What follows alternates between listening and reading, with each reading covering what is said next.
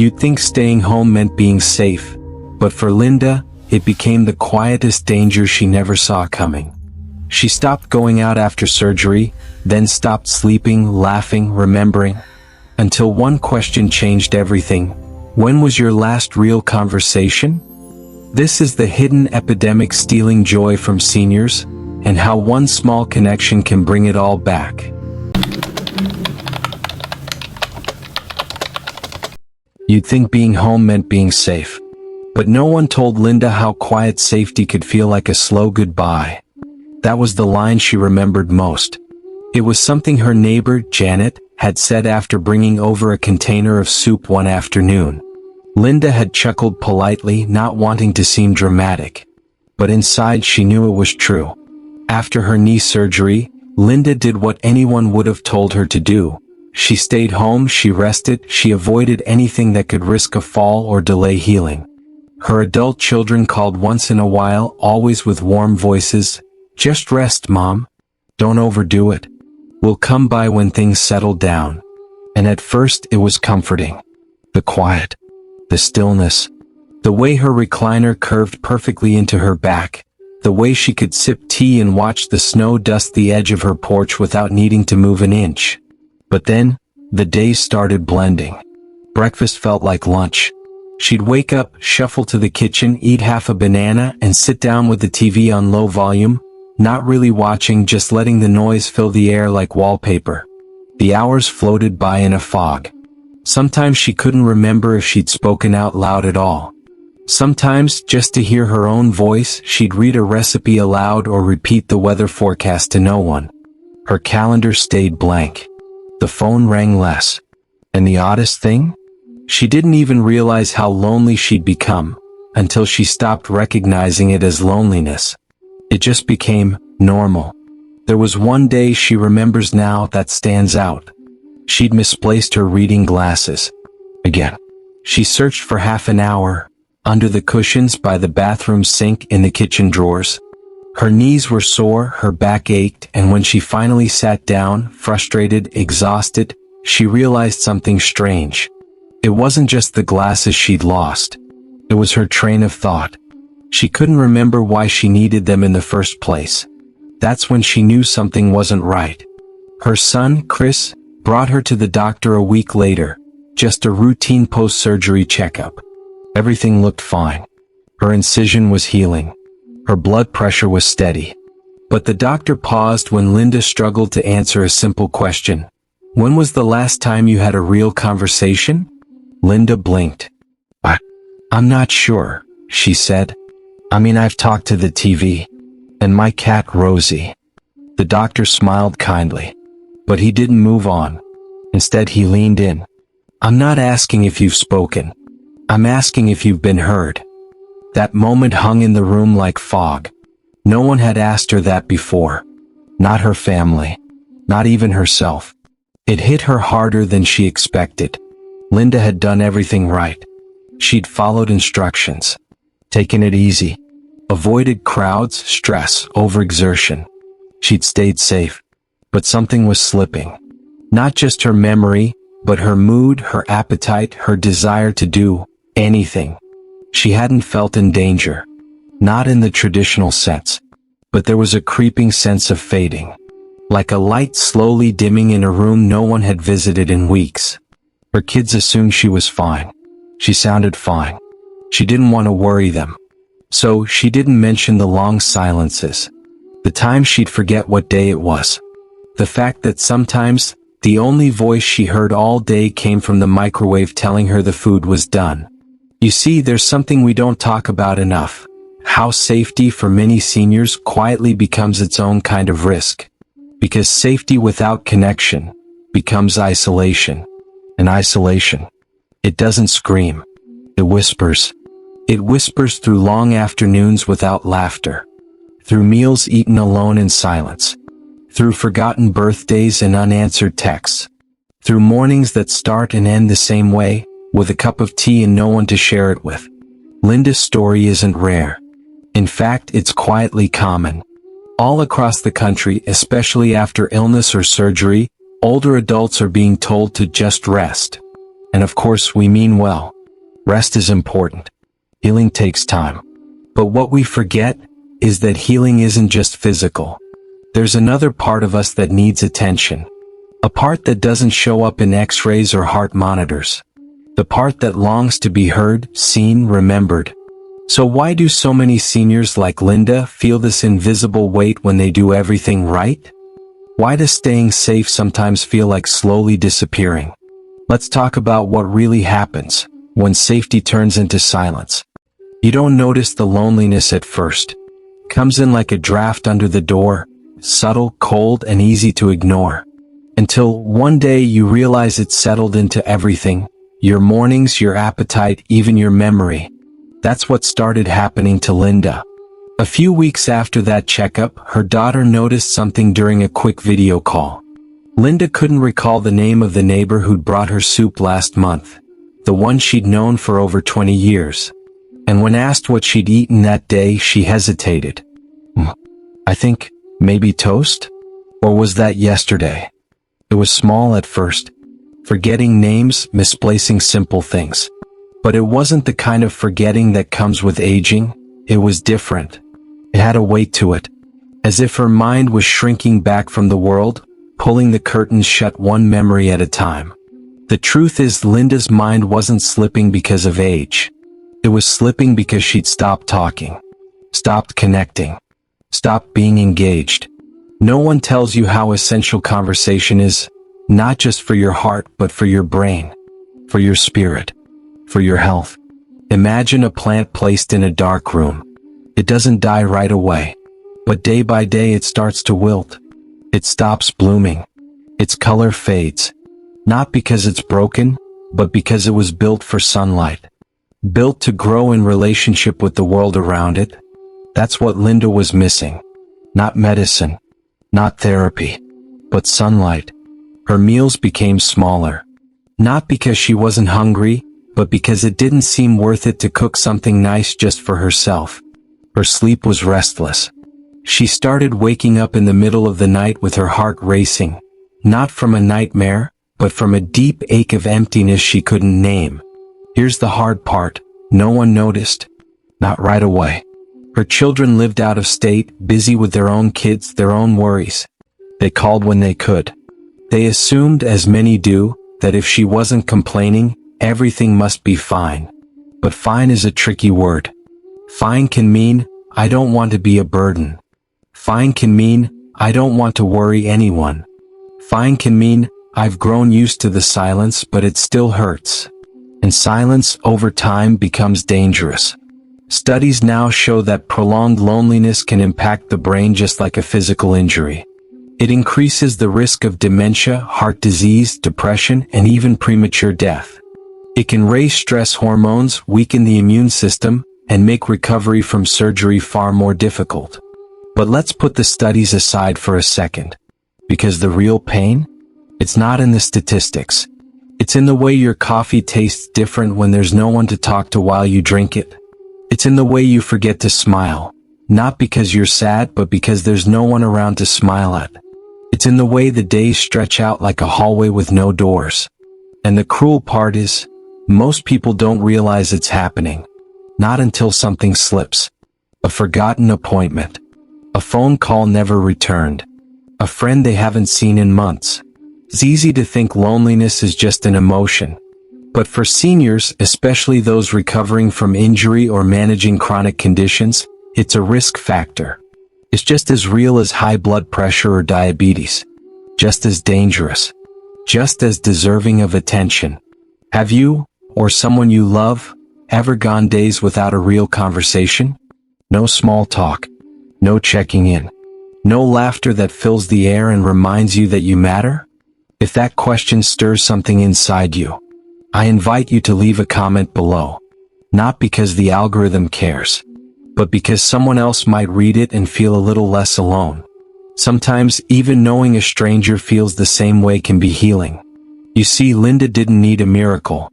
She didn't need to run marathons or host dinner parties. She just needed contact.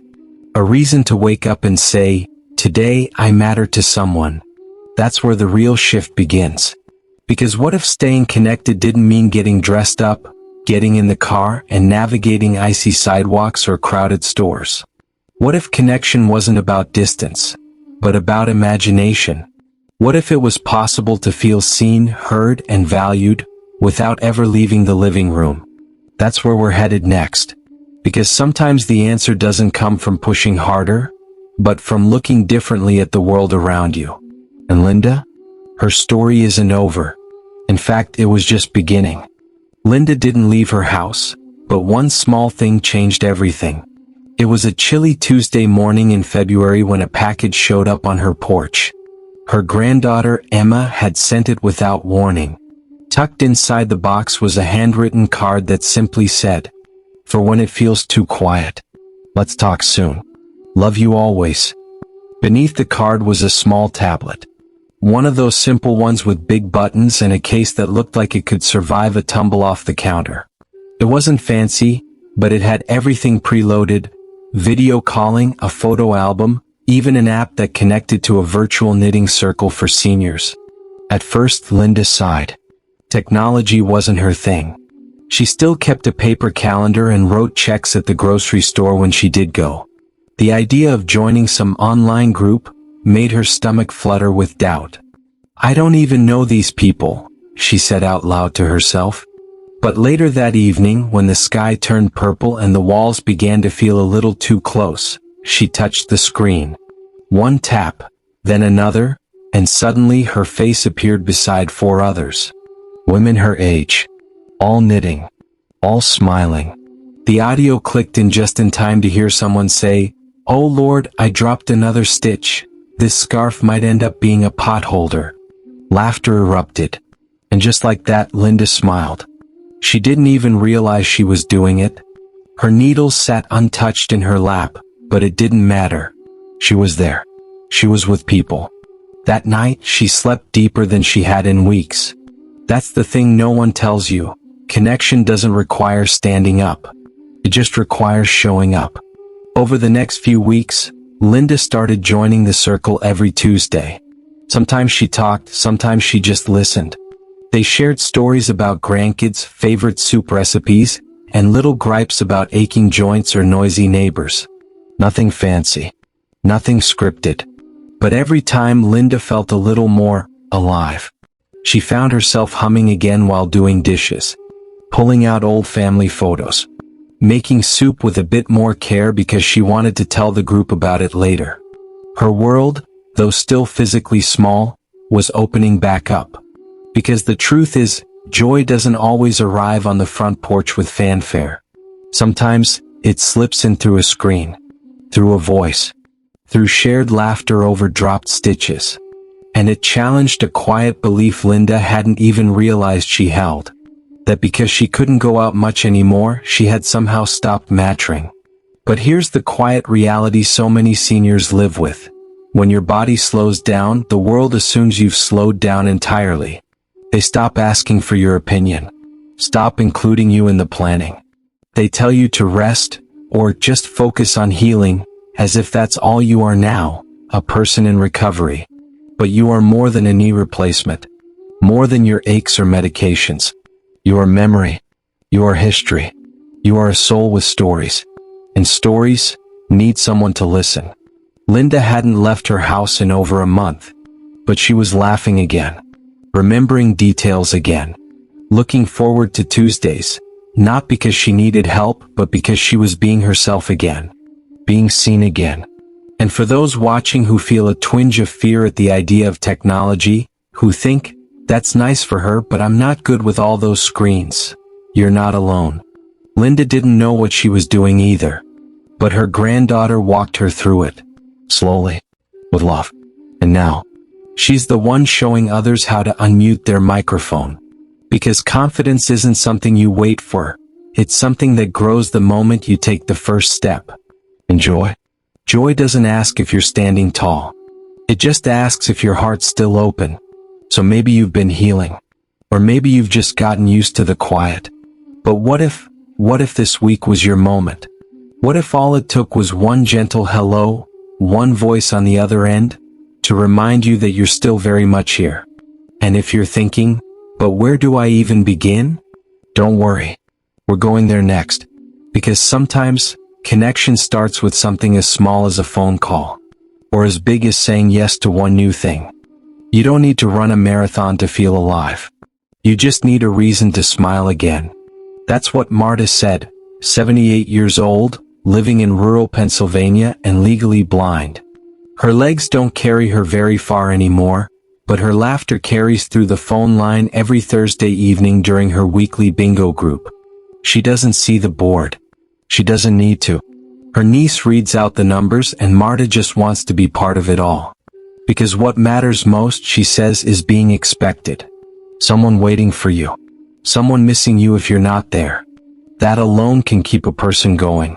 And it's not just Marta. There's Bill out in Arizona, bedridden from a long illness, but somehow more social than he's been in years. He joined a virtual poetry group after a nurse gave him a simple suggestion. Try sharing your words, not your worries. Now, every Monday night, Bill reads one poem aloud to 5 other seniors he's never met in person, but who now feel like lifelong friends. Last week, he wrote one about the hummingbirds outside his window. It made one of the group members cry. In the best way. Because connection doesn't always look like what it used to.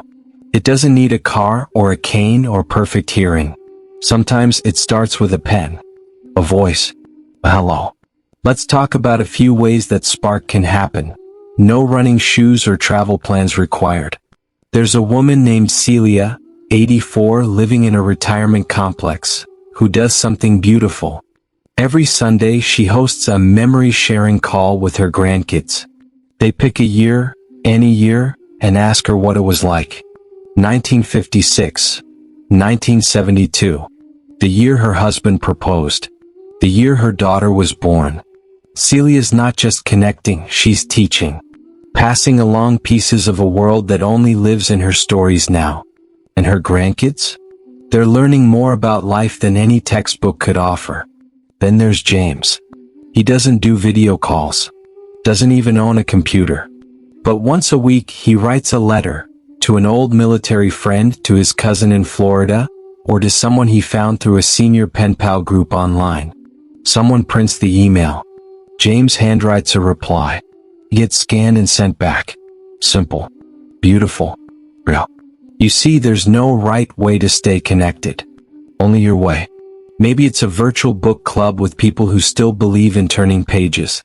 Maybe it's calling the same neighbor every Wednesday to share recipes, or gripes about the news. Maybe it's leaving a note on a walker or a mailbox saying, thinking of you. Because loneliness isn't solved by crowds. It's solved by contact.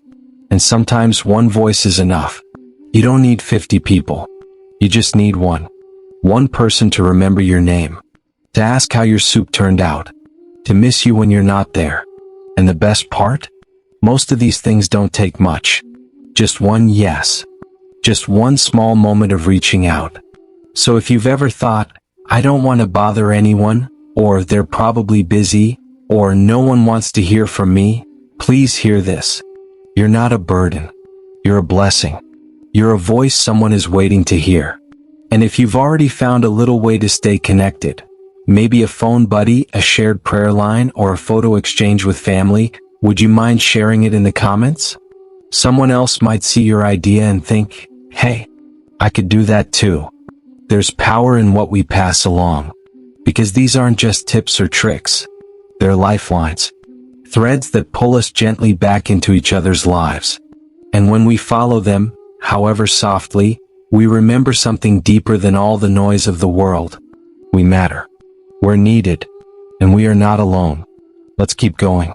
Because the heart of this isn't just about activity, it's about identity. About being seen. And that is where we'll finish this story. The thing Linda feared most wasn't pain. It wasn't falling. It wasn't even losing her independence. It was being forgotten. Not suddenly like a door slamming shut, but slowly, quietly. Like a photo left out in the sun until the colors fade and the edges curl, and no one quite remembers where or when it was taken. But today Linda isn't that fading photo. It's a Tuesday morning and she's already laughing, her face glowing on the screen of a simple tablet. Her hair's pulled back in a way that says she's expecting company, even if they're arriving digitally. She's wearing her favorite blue blouse, the one with tiny embroidered flowers on the sleeves. A small thing, but it matters, because she matters. Across the screen, other faces light up. Annette from Colorado, who writes short stories and drinks tea from a chipped mug. Joyce from Oregon, always telling people she has too many cats, but secretly loving every one of them. And Rosa, who never knits but always shows up anyway because she says, "I come for the company, not the yarn." This is Linda's circle now. Every week they share more than hobbies. They share presence. No one is rushing to get off the call. No one's checking a clock. They're just there. Together. In a world that so often moves too fast and forgets too easily, this space is a kind of rebellion. A quiet celebration of being seen. Sometimes Linda cries during these calls. But it's not from sadness. It's relief. Because for a while she thought the quiet in her home was normal. She thought stillness meant safety. That being alone meant she was doing the right thing, protecting her health, staying out of trouble, not being a burden. But now she knows something she didn't before. Sometimes the safest thing you can do is speak. Say hello. Say I miss you. Say do you want to talk?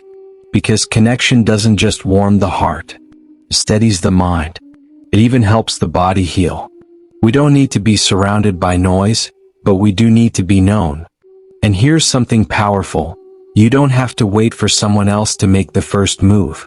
You can be the one who writes the letter. You can be the voice that answers the phone with joy instead of obligation. You can be the reason someone else feels remembered. And in doing that, you don't just help them, you save something inside yourself too. Because connection is life. Not just in the literal clinical sense, but in the spiritual, emotional, human sense. The kind of life that reminds you who you are, where you've been, and why your story still matters. So whether you're healing from surgery like Linda, or just feeling a little more invisible than you used to, please know this. Stillness isn't the same as silence. And silence isn't the same as being forgotten. You are here. And that matters more than you know. And maybe, just maybe, someone's been waiting to hear your voice today. If this story touched you, if it made you think of someone you haven't spoken to in a while, would you do one small thing? Reach out. Call them. Write them. Share this video. Leave a comment below about what connection means to you, or how you found new ways to stay close, even when life slows you down.